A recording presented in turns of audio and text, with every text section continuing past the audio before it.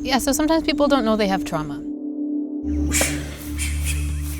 Everybody has trauma. This is the first thing. Everybody has trauma. And so the definition that we're working from is not what happened, but the disconnect from yourself that happened as a result of whatever that thing was. So a lot of people are disconnected, before they start working on themselves, especially, they're disconnected. And ayahuasca is something that can help reconnect you to yourself, to nature, to spirit, to whatever you want to call it.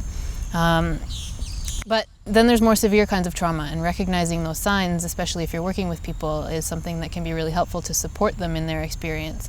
So some of the things that might happen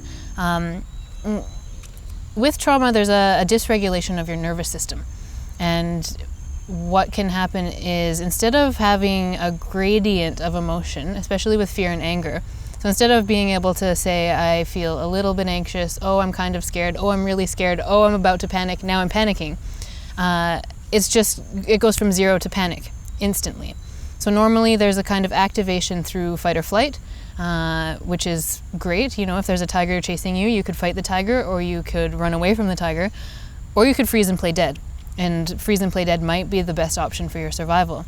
With trauma, with PTSD, there can be just an instant play dead, because we learned whenever the traumatic experience was, often in early childhood, that just freezing was the safest thing to do. And so instead of, again, moving through anxiety, fear, activation, it's just this instant panic paralysis.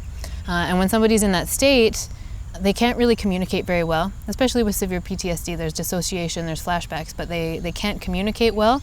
Time stops, and you might see a little bit of a glazed over or a faraway look in their eyes. They might not be able to speak at all. They might speak very slowly. It might sound like they're very far away. Other signs of trauma are a heightened startle response. So sometimes people will be very jumpy, especially if you surprise them. So loud sounds, approaching somebody from behind, touch sometimes can trigger people into this panic, this fear, this freeze response.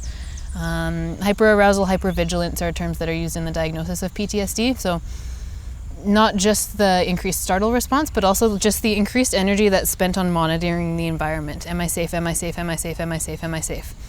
Which can be really, really exhausting.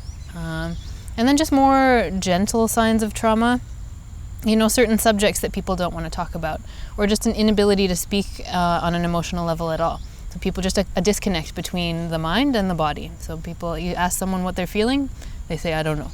I don't feel anything. I feel numb. This is a sign of trauma as well.